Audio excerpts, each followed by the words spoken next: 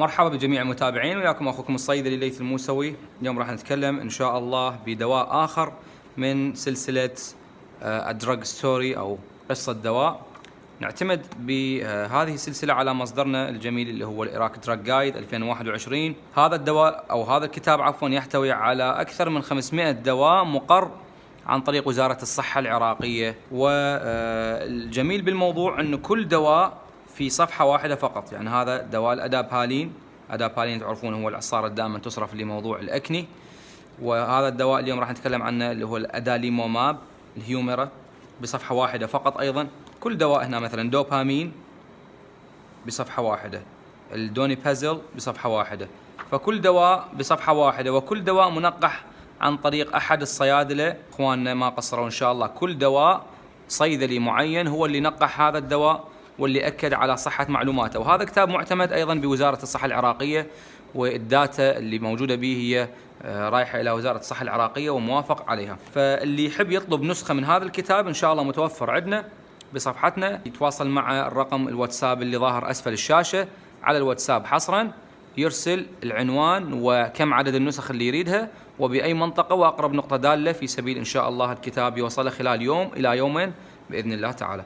راح نتكلم اليوم عن دواء الأداليموماب. من كنا طلاب كنا نسميه عدعليموماب، فأداليموماب اللي هو الهيوميرا الاسم البراند مالته. شنو الكلاسيفيكيشن مالته؟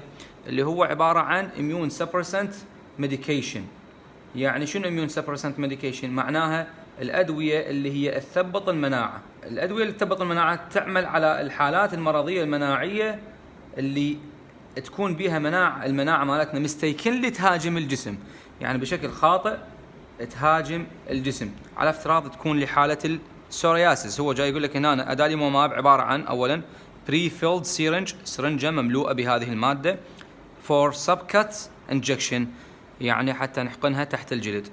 40 ملغرام تجي لكل 8 مل. الاميون سبرسنت ميديكيشنز بشكل عام مثل مايكوفينوليك اسيد، حتى ننطف الامثله عنهن، مثل بريدنيسولون او الاستيرويدات بشكل عام، يعني ديكساميثازون وغيره. مثل تاكروليماس، تعرفوها التاكروليماس العصاره. مثل الازاثيوبرين، الحقنه الزرقاء اللون تجي ممكن لشركه فايزر. هنا الأداليموماب تعتبر من العلاجات البيولوجية، طبعا هي وجدا غالية وتوفرها جدا شحيح بالعراق، لكن هي من الأدوية المقررة في وزارة الصحة العراقية. الانديكيشنز مالتها والدوسج. شنو هي الانديكيشنز مالتها؟ أول شيء للبلاك سورياسيس. بلاك سورياسيس طبعا هي نوع من أنواع السورياسيس، واللي هي الأكثر شيوعا، اللي تصيب كبار السن غالبا مو الصغار. طبعا هي أكو أكثر من نوع من السورياسيس، ولكن اللي يصيب الصغار يصيحوا له جوتيت سورياسيس مو البلاك سورياسيس. البلاك سورياسيس اكثر نوع شيوعا ويصير على شكل raised red patches of skin، يعني ارتفاعات او نقدر نقول مثل الحراشف اللي تكون silvery white scales، حراشف بيضاء سيلفريه وتكون بشكل احمر ومرتفعه عن الجلد. هذا اكثر انواع شيوعا. الأداليموماب هو علاج يعطى لهذه الحالة. أيضا يعطى لحالة اليوفيايتس. يوفيايتس أو اليوفيا اللي هي العنبية اللي موجودة بالعين. التهاب العنبية وهي أحد أشكال التهابات العين، تصير التهاب بالطبقة الوسطى للعين من الأنسجة اللي موجودة بجدار العين. يعني أكو تجيك احمرار، وممكن معرفتها عن طريق بعض الأعراض الأخرى مثل الإتشنج وغيرها. طبعا الجرعة للبلاك سورياسيس واليوفيايتس مبدئيا الطبيب يعطي 80 ملغرام، بعد ذلك 40 ملغرام after 1 week. يعني أول شيء ينطي لودينج دوز، تعرفون مبدأ اللودينج دوز، وبعد ذلك يعطي 40 ملغرام اللي هي أصلا السرنجة 40 ملغرام تجي بعد أسبوع واحد. زين المينتننس دوز مالتها 40 ملغرام كل أسبوعين every 2 weeks. إذن لهذه الحالة تعطى هذه الجرعة. لحالة الروماتويد أرثرايتس أيضا هو مرض مناعي. احنا قلنا هذا immune suppressant، المناعة تهاجم بشكل خاطئ الجسم. اللي عنده التهاب الروماتيزم الرثوي، واللي عنده السورياتيك أرثرايتس اللي هي نوع من أنواع التهاب المفاصل الصدفي يسمى، وكذلك الأنكايلوسينج سبوندايلايتس. أنكايلوسينج سبوندايلايتس أتمنى إن شاء الله نسخ تجيبوها وتطلبوها في سبيل أن تتابعون ويانا. نحاول قدر الإمكان يوميا أو بين يوم ننزل لكم إن شاء الله حلقة من حلقات هذا الكتاب.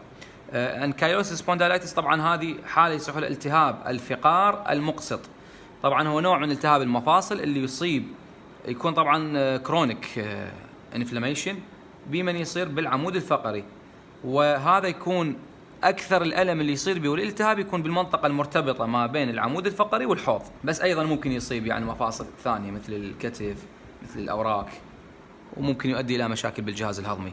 فالانكايلوسين سبوندايلايتس والروماتويد ارثرايتس والسورياتيك ارثرايتس يعطى 40 ملغ، مو مثل صاحبنا هنا لودنج دوز 80، لا هنا 40 ملغ كل اسبوعين. بعد ذلك يسوي لازم الواحد اسسمنت خلال سنه كامله، اذا ماكو استجابه يجب ان يرجع للطبيب.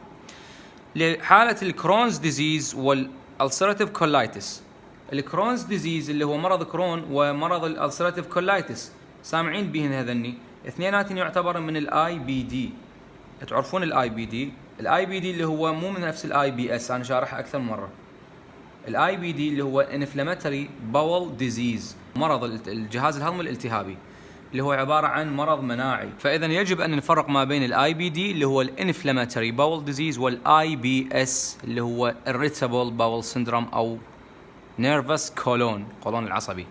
فاي بي اس واي بي دي انا شارح حلقه عن الموضوع، كاتب لكم اي بي اس في اس فيرسز يعني ضد اي بي دي، لازم تشوفوها خصوصا الطلاب الرابعه خامسه والمتخرجين حديثا. فاذا بكرونز ديزيز مبدئيا 80 ملغ نفس حاله البلاك سورياسيس واليوفيايتس، بعدين 40 ملغ كل اسبوعين كمينتننس دوز. الالسراتيف كولايتس مبدئيا 160 ملغ دبل او يعني كوادربل ذا دوز اوف ذا بريفيلد سيرنج. مو هي بريفيلد سيرنج عباره عن 40، معناها 4 جرع من عندها، كان alternatively be given as divided injections، يعني ممكن ان تعطى خلال يومين او 3، ممكن الشخص اذا ما تحملها اذا يعني اعطيه بجرعه قويه هكذا. بعد ذلك 80 ملغ كل اسبوعين، والمينتننس 40 ملغ كل اسبوعين. فد ملحوظه شويه بسيطه عن موضوع الكرونز والالسراتيف، دراسات تقول انه دخان السيجار اللي يدخنون جيجار يعني ممكن ان يحمون انفسهم من الالسراتيف كولايتس، لكن ممكن يزودون اعراض الكرونز ديزيز وتزداد حالات الريلابسس للكرونز ديزيز. فاذا اكو فائده بموضوع السيجاره سموكين. شنو اوف ليبل يوسس؟ يعني استخدامات غير المصرح بها اللي هي نون، ماكو في شيء غير مصرح به. كونترا انديكيشنز اذا كان عنده تحسس من الاداليموماب، او سيفير انفكشن كان يكون تي بي عنده او سبسس ما يصير تنطيه اياه. ليش؟ لان تي بي وسبسس التهاب قوي نحتاج الى مناعه قويه، فانت تجي تنطي اميون سبرسنت، هذه مشكله. الكوشنز اذا كان الشخص عنده decreased left ventricular function، يعني مشاكل بالقلب عنده بالليفت فنتريكلز، وعنده دايابيتس سكري، elderly، عنده هارت فيلير، وعنده history of malignancies يعني صار عنده كانسر سابق، واندويلن كاثيترز اذا عنده كاثيتر شاد، وانفيسيف فانجل انفكشنز، لان باعتبار كل انفكشن نحتاج الى مناعه قويه فانت تعطيه اميون سبرسنت، هذه مشكله. واللي عنده اوبن ووندز جروح مفتوحه. هل نحتاج الى دوز ادجستمنت برينال فيلير؟ نوت ريكوايرد. بالهيباتيك فيلير؟ نوت ريكوايرد. بريجنانسي كاتيجوري بي يعتبر اعتمادا على الاف دي اي، وكاتيجوري سي تعتمد على التي جي اي. مسبقا انا شارح موضوع الكاتيجوريز بالاف دي اي والتي جي اي، وهذا الكتاب يتناول هذا الموضوع ببدايته، بس بشكل عام ما حافظ الصفحه بالضبط، ولكن بدايته يتناول موضوع التي جي اي والاف دي اي كاتيجوريز. تمام؟ فبشكل مبسط جدا، وهاي اختصارات طبعا الابريفيشنز كل اللي موجودات عندك هنا، فايضا راجعها. طبعا اكو شغله حلوه بالكتاب بالنهايه بمنطيكم جرع الاطفال لكل الادويه اللي مذكوره. شنو جرعه الاطفال؟ هاي كلها جرعه للاطفال، يحسب لك اياها. تمام؟ يعني نايتروفيرانتوين، ما اعرف شنو، الانسولين، كل شيء اللي موجود، فاموتيدين، شنو جرعه الاطفال اللي موجوده. فهذا هم شيء جدا حلو. هنا بالنسبه لللاكتيشن يقول لك تجنبه، يجب ان تتجنبه، والمراه لازم تتركه 5 أشهر بعد ذلك ترجع يعني اللاكتيشن. عرفت الفكره؟ يعني يكون اذا هي تستخدم رضاعه طبيعيه لطفلها، يكون هي قبل 5 أشهر تاركه علاج الاداليموماب. الفارماكوكاينيتيك بارامترز اقروها، اللي هي الادمي، الابسوربشن، ديستريبيوشن، ميتابوليزم، اليمينيشن، ما ادوخكم بها. دراج انتراكشنز يتفاعل مع الازاثيوبرين اللي هو ايضا اميون سبرسنت، وبالتالي راح يؤدي الى زياده الاميون سبرشن، وهذه مشكله. ابيكسيكسيماب اللي هو الريسك اوف سيفيرتي ان ادفيرس افكت راح يزداد. والانفلونزا فيروس فاكسين، لقاح الانفلونزا، ايضا ممكن الاداليموماب يقلل من مفعوله. شنو السايد افكتس؟ اللي هي عندنا common less common والرير. الكومن اللي هي اكثر من 10%، headache، injection site pain الم بالمنطقه الحقن، راش، sinusitis التهاب الجيوب الانفيه، upper respiratory tract infection هاي اكثر شيء شيوعا. less common يعني abdominal pain، flu like symptoms، هيماتوريا يعني الادرار مالته يصير بيه دم، الهايبرليبيديميا ارتفاع السكر الدهون بالدم عفوا، والهايبرتنشن والنوجيا اند urinary tract infection. الرير هسه عرفنا من عندها.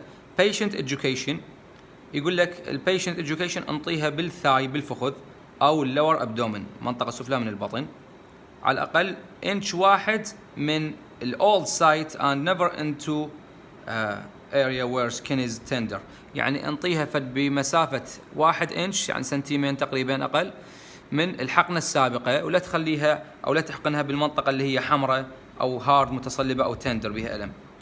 تمام. هذا كل شيء متعلق بالاداليموماب الموجود وبالمعلومات المختصره والمفيده. طبعا هذا كل المعلومات موجوده بصفحه واحده فقط، فهذا شيء جدا حلو للاشخاص اللي يبحثون عن المعلومه الصحيحه والمعتمده من مصادر علميه رصينه جدا ومنقحه عن من قبل احد الصيادله الاعزاء. وبنفس الوقت ما تطول هواي، احنا سولفنا عن الحالات اللي موجوده هنا، ممكن يعني طولنا بالفيديو، لكن هي بشكل عام تقرا بشكل سلس جدا. اللي يحب ياخذ نسخه مثل ما قلنا تقدر تتواصل على رقم الواتساب ان شاء الله ويوصلك لكل محافظات العراق. شكرا جزيلا وفي امان الله، وانتظرونا بدواء اخر ان شاء الله من سلسله A Drug Story.